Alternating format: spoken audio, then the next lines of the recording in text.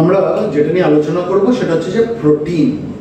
আমরা যখন কার্বোহাইড্রেট নিয়ে আলোচনা করেছিলাম আমরা কি বলেছিলাম, কার্বোহাইড্রেট কি, কার্বোহাইড্রেট হচ্ছে অর্গানিক কেমিক্যাল কম্পাউন্ড এবং সেই কম্পাউন্ডটা কি অনেক বড়, তাই সেটাকে আমরা কি বলেছি ম্যাক্রোমলিকিউল। ঠিক সেরকম প্রোটিনের ক্ষেত্রে আমরা একই কথা বলবো, প্রোটিনও হচ্ছে অর্গানিক কেমিক্যাল কম্পাউন্ড এবং সেটা কি ধরনের কেমিক্যাল কম্পাউন্ড, অনেক বড়, তাই সেটাকে আমরা কি বলি ম্যাক্রোমলিকিউল। লিপিডসও কিন্তু অর্গানিক কেমিক্যাল কম্পাউন্ড এবং সেটা বড়, তাই সেটাকেও আমরা ম্যাক্রোমলিকিউল বলি। এবার একটা জিনিস হচ্ছে কার্বোহাইড্রেট বলি, প্রোটিন বলি বা লিপিড বলি, এই তিনটের মধ্যেই আমরা কয়েকটা জিনিস কমন দেখবো। সেটা কি, সেটা হচ্ছে কার্বন, হাইড্রোজেন আর অক্সিজেন। কার্বন, হাইড্রোজেন আর অক্সিজেন এই তিনটে জিনিস কার্বোহাইড্রেটেও রয়েছে, প্রোটিনেও রয়েছে এবং লিপিডেও রয়েছে। কিন্তু প্রোটিনের ক্ষেত্রে এর সঙ্গে আরেকটা জিনিস আমরা দেখব রয়েছে, সেটা হচ্ছে নাইট্রোজেন। এই নাইট্রোজেন কিন্তু আমরা না তো কার্বোহাইড্রেটে পাবো না লিপিডে পাবো। এই নাইট্রোজেনটা হচ্ছে প্রোটিনের মোস্ট এসেনশিয়াল এলিমেন্ট। এই অবধি বোঝাতে পারলাম? এবার এই প্রোটিনের মধ্যে আমরা অনেক সময় দেখবো সালফার এবং ফসফরাসও থাকতে পারে, কিন্তু মেইন যেটা সেটা হচ্ছে নাইট্রোজেন। তাহলে আমি কি বললাম, কার্বোহাইড্রেটের মধ্যে কার্বন, হাইড্রোজেন, অক্সিজেন রয়েছে, লিপিডের মধ্যে কার্বন, হাইড্রোজেন, অক্সিজেন রয়েছে, প্রোটিনের মধ্যেও কার্বন, হাইড্রোজেন, অক্সিজেন রয়েছে। কিন্তু আরেকটা জিনিস এক্সট্রা রয়েছে প্রোটিনের মধ্যে যেটা খুব এসেনশিয়াল একটা এলিমেন্ট, সেটা হচ্ছে নাইট্রোজেন। এই নাইট্রোজেনটাই হচ্ছে প্রোটিনের ইউনিকনেস। বোঝাতে পারলাম? কার্বোহাইড্রেট পড়ার সময় আমরা কি বলেছিলাম, এই হাইড্রোজেনের সঙ্গে অক্সিজেনের রেশিওটা কত থাকে কার্বোহাইড্রেটের, 2:1। লিপিডের ক্ষেত্রে কি দেখেছিলাম যে অক্সিজেন কন্টেন্ট হচ্ছে লিপিডের ক্ষেত্রে অনেক কম থাকে। কার্বন, হাইড্রোজেন, অক্সিজেন লিপিডে রয়েছে, কিন্তু তার অক্সিজেন কন্টেন্ট যেটা সেটা অনেক কম থাকে। এগুলো নিয়ে আমরা অলরেডি পড়ে নিয়েছি। আমরা এখন যেটা নিয়ে পড়বো সেটা হচ্ছে প্রোটিন। এবার কার্বোহাইড্রেট যখন পড়েছিলাম, কার্বোহাইড্রেটকে আমরা কি বলেছিলাম, এটা হচ্ছে পলিমার। তার মনোমার গুলো কি, মনোমার গুলো হচ্ছে মনোস্যাকারাইড, তাই তো? কার্বোহাইড্রেটের ক্ষেত্রে এরকম অনেকগুলো মনোস্যাকারাইড জুড়তে জুড়তে জুড়তে জুড়তে একটা বড় মলিকিউল তৈরি করেছে যেটাকে বলা হচ্ছে কার্বোহাইড্রেট, তাই তো? পলিস্যাকারাইড আমরা পড়েছিলাম। তাহলে মনোমার, এই এক একটা হচ্ছে এক একটা মনোমার, এই মনোমার গুলো কি মনোস্যাকারাইড। আর এই কার্বোহাইড্রেট যে বড় একটা লম্বা আমরা স্ট্রাকচার পাচ্ছি, এটা কি, এটা হচ্ছে পলিমার। প্রোটিনের ক্ষেত্রেও কিন্তু তাই হয়।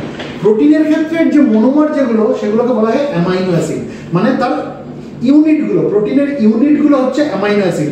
এটা একটা অ্যামাইনো অ্যাসিড, এটা একটা অ্যামাইনো অ্যাসিড, এটা একটা অ্যামাইনো অ্যাসিড, এরকম করে একটা লম্বা স্ট্রাকচার, একটা বড় স্ট্রাকচার তৈরি হয়।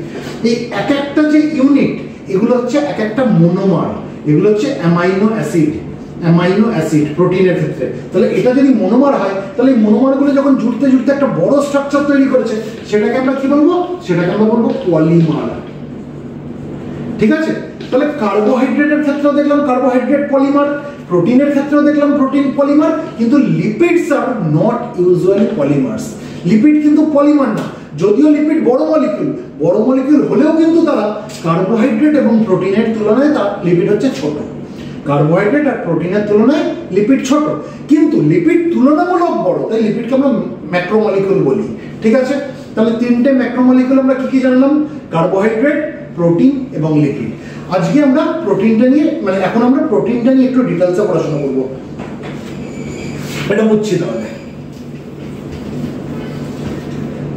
তাহলে প্রোটিনের ইউনিটকে আমরা কি বললাম, প্রোটিনের ইউনিটকে বলা হয় অ্যামাইনো অ্যাসিড। ঠিক আছে? এবার এই অ্যামাইনো অ্যাসিড গুলো জুড়তে জুড়তে জুড়তে জুড়তে জুড়তে জুড়তে একটা লম্বা চেন তৈরি হয়, একটা বড় মলিকিউল তৈরি হয়।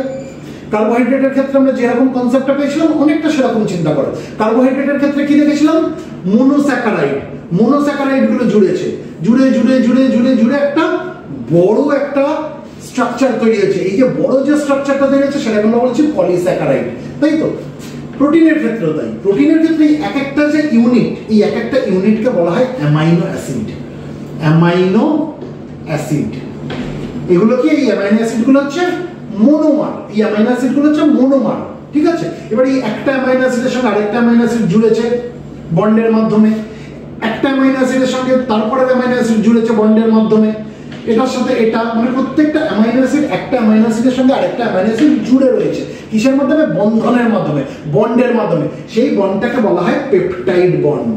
সেই বন্ডটাকে বলা হয় পেপটাইড বন্ড। তাহলে একটা অ্যামাইনো অ্যাসিড তার পরের অ্যামাইনো অ্যাসিডের সঙ্গে কিসের মাধ্যমে জুড়ে রয়েছে?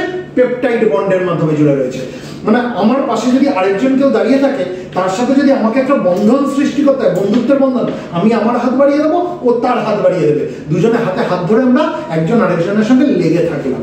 এই যে বন্ধনটা, এটাকে বলা হচ্ছে পেপটাইড বন্ড প্রোটিনের ক্ষেত্রে। বোঝাতে পারলাম? তাহলে জিনিসটা কেমন হয়, আমি একটা যদি অ্যামাইনো অ্যাসিড আঁকি, অ্যামাইনো অ্যাসিড কি বলেছি আমি, অ্যামাইনো অ্যাসিড জিনিসটা কি, অ্যামাইনো অ্যাসিড হচ্ছে প্রোটিনের ইউনিট। তাহলে আমি এটা কি আঁকলাম, অ্যামাইনো অ্যাসিড। আমি খুব সহজ করে বোঝাচ্ছি তোমাদের বোঝার সুবিধার জন্য। এই অ্যামাইনো অ্যাসিডের মধ্যে আমরা দুখানা গ্রুপ দেখতে পাবো। একটা গ্রুপকে বলা হয় কার্বক্সিল গ্রুপ,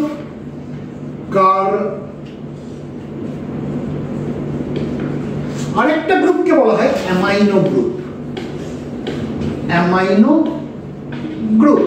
তাহলে আমরা অ্যামাইনো অ্যাসিডের মধ্যে আমরা দুখানা গ্রুপ কি দেখছি, একটা কার্বক্সিল গ্রুপ, একটা অ্যামাইনো গ্রুপ। আমি বেশি ডিটেলসে যাচ্ছি না, কিন্তু আমি আলফা অ্যামাইনো অ্যাসিড আমি অত ডিটেলসে গিয়ে বলছি না, জেনে রেখে দাও অ্যামাইনো অ্যাসিডের মধ্যে দুটো গ্রুপ, একটা কার্বক্সিল গ্রুপ, একটা অ্যামাইনো গ্রুপ। তাহলে জিনিসটা কেমন হয়, আমি যদি এটাকে এবার পরপর অ্যামাইনো অ্যাসিডগুলোকে সাজাই, জিনিসটা কেমন হবে, এটা একটা অ্যামাইনো অ্যাসিড, এটা একটা অ্যামাইনো অ্যাসিড, এটা একটা অ্যামাইনো অ্যাসিড, এটা একটা অ্যামাইনো অ্যাসিড। অ্যামাইনো অ্যাসিডের মধ্যে আমরা কি বলেছি, দুখানা গ্রুপ, কি একটা কার্বক্সিল গ্রুপ, আমি যেটা হয়তো কালো দিয়ে করলাম, আরেকটা হচ্ছে অ্যামাইনো গ্রুপ, যেটা আমি আরেকটা রং দিয়ে করি, তাহলে বুঝতে সুবিধা হবে, আমি লাল দিয়ে করছি। এটা হচ্ছে তাহলে অ্যামাইনো গ্রুপ। আবার এই যে তোমার অ্যামাইনো অ্যাসিড রয়েছে, এরও একটা কার্বক্সিল গ্রুপ রয়েছে, আর এরও একটা অ্যামাইনো গ্রুপ রয়েছে, পরের অ্যামাইনো অ্যাসিডের এরও একটা কার্বক্সিল গ্রুপ রয়েছে, একটা অ্যামাইনো গ্রুপ রয়েছে। তার মানে আমি অ্যামাইনো গ্রুপগুলোকে আমি লাল দিয়ে করছি, কার্বক্সিল গ্রুপগুলোকে আমি সি দিয়ে করছি।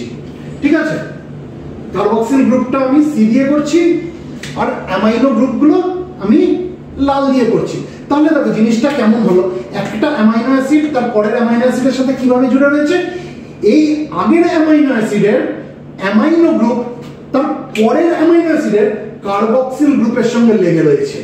মানে আমি এবং আমার বন্ধু দুজনে পাশে দাঁড়িয়ে রয়েছে, আমাদের মধ্যে বন্ধনটা কিভাবে হয়েছে, আমি যদি আমার বাঁ হাত বাড়িয়ে দিই, ও তার ডান হাত বাড়িয়ে দেবে, দুজনে আটকে দিলাম দুজনের হাত, তাহলে আমরা বন্ধু হয়ে গেলাম, আমরা বন্ধনে আটকে গেলাম।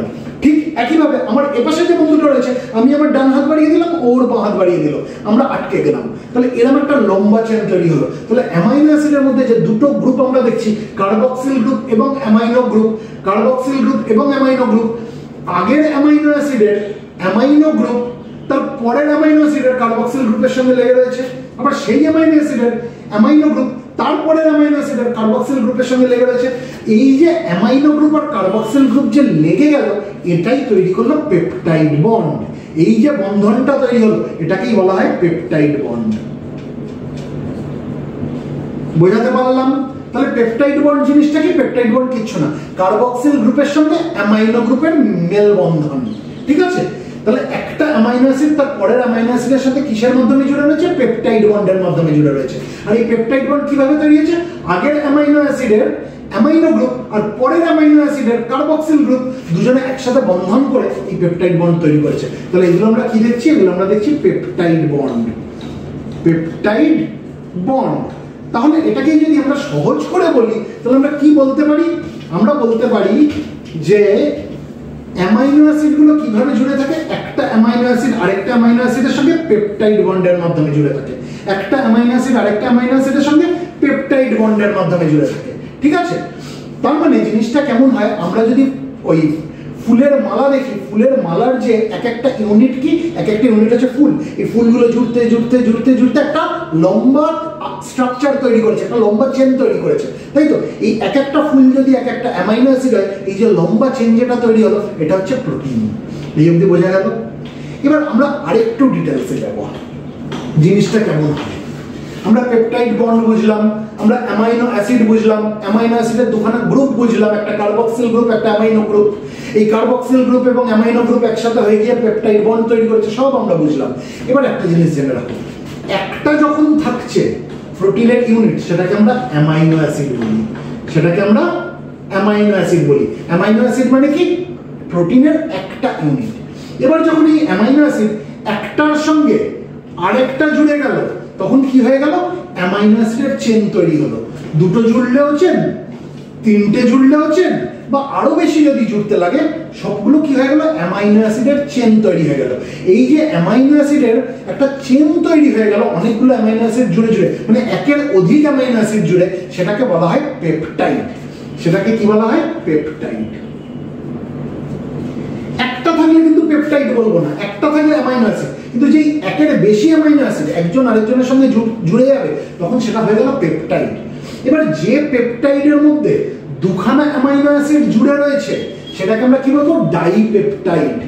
ডাইপেপটাইড। কেন ডাইপেপটাইড? ডাই মানে হচ্ছে দুই। তাহলে যদি তিনখানা অ্যামাইনো অ্যাসিড জুড়ে এই পেপটাইডের চেনটা তৈরি করে, তাহলে সেটাকে আমরা কি বলবো, সেটাকে বলবো ট্রাইপেপটাইড। ট্রাইপেপটাইড। বোঝাতে পারলাম? এরকম করে অ্যামাইনো অ্যাসিডগুলো জুড়তে জুড়তে জুড়তে জুড়তে জুড়তে জুড়তে একটা লম্বা চেন তৈরি করে দেয়। এই অবধি ক্লিয়ার? এবার আমরা আরেকটা জিনিস শিখি। যখন দুটো বা তার থেকে বাড়তে বাড়তে বাড়তে বাড়তে 20খানা অ্যামাইনো অ্যাসিডের একটা চেন পাই, 1 2 3 4 5 6 7 8 9 10, এরকম করে চলতে চলতে আপ টু 20, মানে 2 থেকে 20খানা এরকম অ্যামাইনো অ্যাসিড জুড়ে যদি কোনো চেন তৈরি করে, সেই চেনটাকে আমরা বলবো অলিগোপেপটাইড। সেটাকে আমরা বলবো অলিগোপেপটাইড। ঠিক আছে? তাহলে এই যে আমরা ডাইপেপটাইড যেটা দেখছি, যেখানে দুখানা অ্যামাইনো অ্যাসিড জুড়ে একটা চেন তৈরি করেছে, একটা পেপটাইড তৈরি করেছে, সেটাও অলিগোপেপটাইড। অলিগোপেপটাইডের একটা টাইপ যেখানে দুটো অ্যামাইনো অ্যাসিড জুড়ে রয়েছে, সেটাকে আমরা ডাইপেপটাইড বলছি। কারণ অলিগোপেপটাইড কাকে বলছি, 2 থেকে 20খানা অ্যামাইনো অ্যাসিড জুড়তে জুড়তে জুড়তে জুড়তে যে চেন তৈরি করে, সেটাকে বলা হয় অলিগোপেপটাইড। তাহলে ডাইপেপটাইডও এক প্রকার অলিগোপেপটাইড, ট্রাইপেপটাইডও এক প্রকার অলিগোপেপটাইড।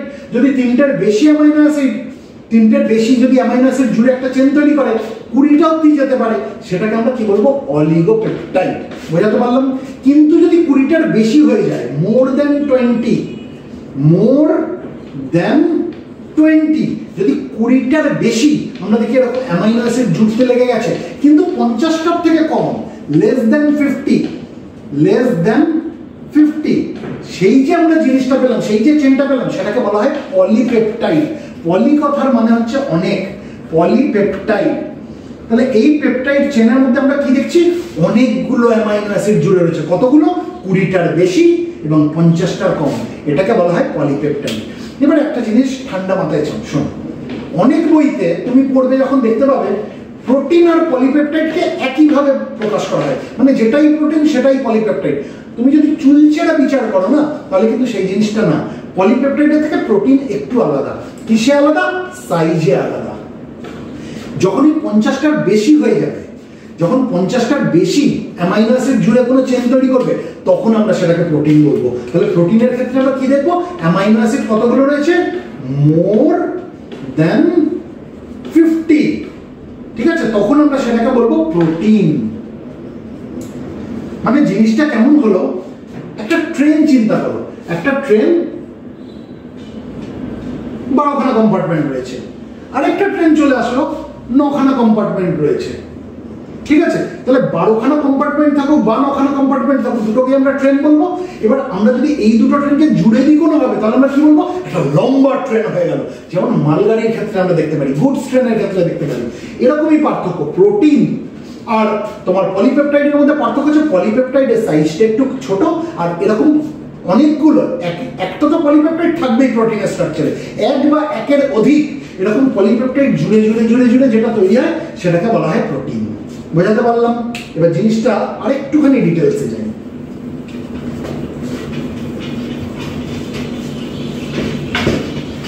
প্রোটিন অ্যাকচুয়ালি কেমন হয় দেখো, প্রোটিনকে না, প্রোটিনগুলো ফোল্ডেড অবস্থায় থাকে, মানে স্পেসিফিক 3D স্ট্রাকচারে ফোল্ডেড অবস্থায় থাকে। আমি তো সবকটা অ্যামাইনো অ্যাসিড জুড়ে জুড়ে অত বড় স্ট্রাকচার আঁকতে পারবো না, বোর্ডে ধরবে না। ধরো আমি এটা একটা পলিপেপটাইড আঁকলাম, এটা আমি কি আঁকলাম, একটা পলিপেপটাইড আঁকলাম। ঠিক আছে? এই একটা অ্যামাইনো অ্যাসিড তার পরের অ্যামাইনো অ্যাসিডের সঙ্গে কিসের মাধ্যমে জুড়ে রয়েছে, পেপটাইড বন্ডের মাধ্যমে। ঠিক আছে?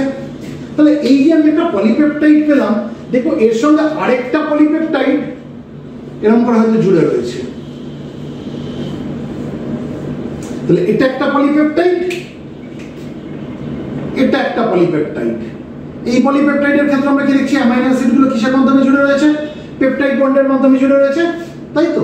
তাহলে এই যে একটা স্ট্রাকচার আমরা পেলাম যে এটা একটা পলিপেপটাইড, এটা একটা পলিপেপটাইড জুড়ে রয়েছে, এই যে ফোল্ডেড অবস্থায় পাচ্ছি, বা এটা আবার এরকমও হতে পারে, এরকমও হতে পারে, ঠিক আছে? এই যে ফোল্ডিং দেখতে পাচ্ছি, একটা 3D স্ট্রাকচার আমরা পেলাম, এই জিনিসটা হচ্ছে প্রোটিন, ঠিক আছে? এই যে ফোল্ড হচ্ছে, প্রোটিন যে ফোল্ড হচ্ছে, এই যে ফোল্ডিংটার উপরে কিন্তু ডিটারমাইন করে প্রোটিনটার অ্যাক্টিভিটি কি হবে, ঠিক আছে? This folding determines it's the activity of the protein, ঠিক আছে? তাহলে এরকম ফোল্ডিং গুলো বিভিন্ন রকম হতে পারে। তাহলে প্রোটিন হচ্ছে একটা ফোল্ডেড স্ট্রাকচার। কিভাবে ফোল্ড করা হয়েছে? একটা 3D স্ট্রাকচারে ফোল্ড করা হয়েছে। তাহলে প্রোটিন আর পলিপেপটাইড এই দুটোর পার্থক্য একটু বুঝলাম? কিছুই না, প্রোটিন আর পলিপেপটাইড একই জিনিস। প্রোটিন হচ্ছে অ্যামাইনো অ্যাসিড গুলো জুড়ে জুড়ে একটা চেন তৈরি হয়েছে, পলিপেপটাইড ও অ্যামাইনো অ্যাসিড গুলো জুড়ে জুড়ে একটা চেন তৈরি হয়েছে। পার্থক্য কি? পার্থক্য হচ্ছে সাইজে। পলিপেপটাইডের থেকে প্রোটিন বড়। প্রোটিন আমরা যদি দেখি, প্রোটিনের মধ্যে একটা পলিপেপটাইডের চেন তো থাকবেই, প্রয়োজনে তার থেকে বেশিও পলিপেপটাইডের চেন জুড়ে থাকতে পারে। ক্লিয়ার? এই অবধি আমাদের কাছে পরিষ্কার? এবার তাহলে প্রোটিনের একটা মোটামুটি কনসেপ্ট আমরা পেলাম। প্রোটিন কি কি দিয়ে তৈরি? Carbon, hydrogen, oxygen. কিন্তু তার মধ্যে আরেকটা জিনিসও থাকে যেটা হচ্ছে প্রোটিনের ইউনিকনেস, খুব এসেনশিয়াল একটা এলিমেন্ট, সেটা হচ্ছে নাইট্রোজেন। আমরা আলোচনা করে নিয়েছি। আবার অনেক ক্ষেত্রে আমরা কি দেখি, প্রোটিনের মধ্যে কি থাকে? সালফার এবং ফসফরাসও থাকে। তাহলে এই এক একটা যে অ্যামাইনো অ্যাসিড, এগুলোকে কি বলা হয়? এই এক একটা হচ্ছে প্রোটিনের মোনোমার। প্রোটিনের মোনোমার অ্যামাইনো অ্যাসিড। এই অ্যামাইনো অ্যাসিড গুলো জুড়তে জুড়তে জুড়তে জুড়তে একটা লম্বা চেন তৈরি করছে।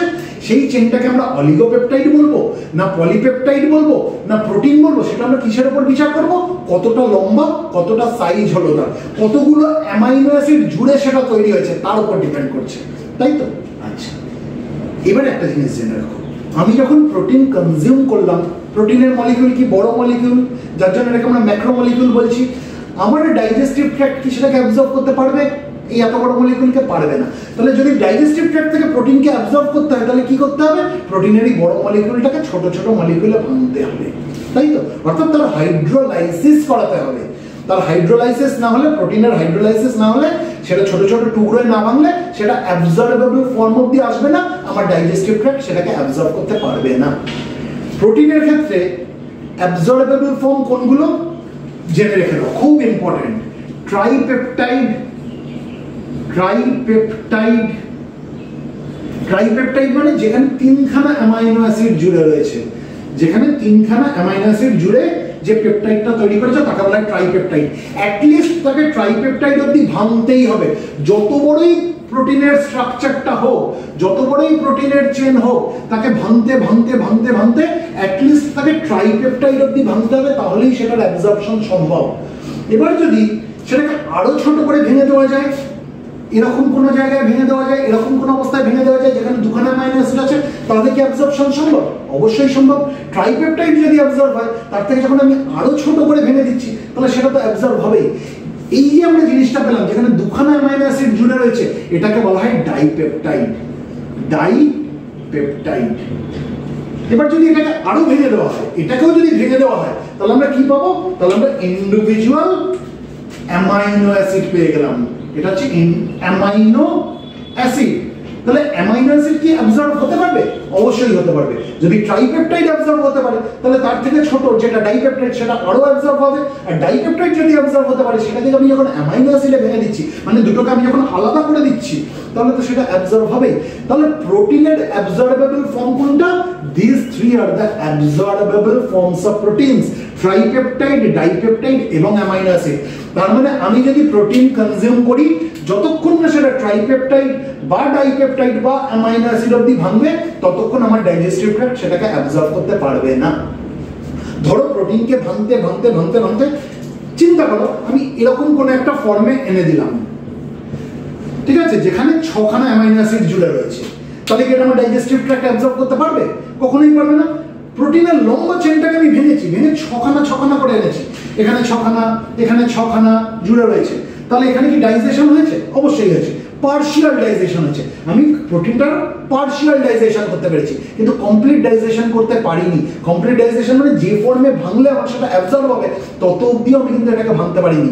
এটাকে আমি তখনই অ্যাবজর্ব করতে পারবো যদি এটাকে আমি আরো ছোট ছোট টুকরোয় ভাঙতে পারি। অ্যাটলিস্ট আমাকে আমাকে ট্রাইপেপটাইড অব্দি ভাঙতেই হবে অ্যাবজর্ব করতে গেলে।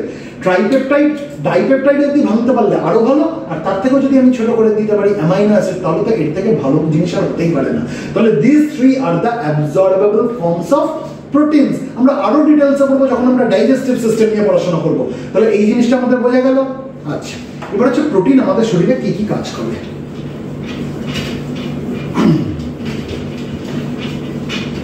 দেখো, প্রোটিন হচ্ছে গ্রোথ এবং বডি সেলসের রিপেয়ারের জন্য খুব essential. Protein is essential for growth and repair of body cells. এর পাশাপাশি যখন এমার্জেন্সি কন্ডিশন আসে না, তখন এই প্রোটিন অক্সিডাইজ হয়ে এনার্জি রিলিজ করে, এটাও প্রোটিনের একটা কাজ। আরেকটা জিনিস জেনে রাখো, এনজাইম নিয়ে আমরা যখন পড়াশোনা করবো তখন দেখবে এনজাইমের একটা মেজর কম্পোনেন্ট হচ্ছে protein. Protein is a major component of enzyme. অনেক সময় আমরা যার জন্য বলি এনজাইম কি, এনজাইম হচ্ছে প্রোটিন। কিন্তু একটা জিনিস মানতে হবে, হ্যাঁ এনজাইম অবশ্যই প্রোটিন, কিন্তু প্রোটিন মানেই সেটা এনজাইম হবে তা কিন্তু না। এনজাইম আমরা যখন দেখবো যে প্রোটিনের সঙ্গে আরেকটা কিছু জুড়ে রয়েছে, জুড়ে সেটা এনজাইম তৈরি হয়েছে। কি জুড়ে রয়েছে, কি কি জিনিস জুড়ে থাকতে পারে, তখন আমরা সেই এনজাইমটাকে কি এনজাইম বলবো, যেটা জুড়ে রয়েছে তার কি নাম, সেগুলো আমরা সব ডিটেলসে পড়বো যখন আমরা এনজাইম পড়বো। আপাতত আমরা কি জানছি, প্রোটিনের সঙ্গে কিছু একটা পার্ট জুড়ে রয়েছে, জুড়ে যেটা তৈরি হয়েছে সেটা হচ্ছে এনজাইম। এটা যদি প্রোটিন হয়, এটা হচ্ছে তার আরেকটা পার্ট। তাহলে এই যে এনজাইম তৈরি করার জন্য প্রোটিন একটা এসেনশিয়াল কম্পোনেন্ট, একটা মেজর কম্পোনেন্ট, তাই তো? তাহলে এনজাইমের কাজ কি? এনজাইমের কাজ হচ্ছে বিভিন্ন বায়োকেমিক্যাল রিঅ্যাকশন গুলোর মধ্যে, মানে ও ক্যাটালিস্টের মতো কাজ করে, তাই তো? তাহলে এনজাইম তৈরি করার জন্য প্রোটিন দরকার, এনজাইমের জন্য প্রোটিন দরকার। তাহলে প্রোটিনের কাজ কি বলুন? প্রোটিনের অনেক কাজ, কয়েকটা কাজ যদি আমায় বলতে হয়, মানে সেলের, বডি সেলের রিপেয়ারের জন্য, গ্রোথের জন্য প্রোটিন দরকার। এছাড়া এমার্জেন্সির সময় প্রোটিন কি করে, এনার্জি তৈরি করতে সাহায্য করে। প্রোটিন নিজে অক্সিডাইজ হয়ে যায়, হয়ে এনার্জি তৈরি করে, সেটাও প্রোটিনের কাজ। এবং প্রোটিন এনজাইমের একটা মেজর কম্পোনেন্ট। এনজাইম কি করে, বায়োকেমিক্যাল রিঅ্যাকশনস গুলোর মধ্যে ক্যাটালিস্টের মতো কাজ করে। এনজাইমস ক্যাটালাইজেস বায়োকেমিক্যাল রিঅ্যাকশনস, ঠিক আছে? তাহলে এই হচ্ছে মোটামুটি প্রোটিনের একটা কনসেপ্ট আমরা কিন্তু পেয়ে গেলাম।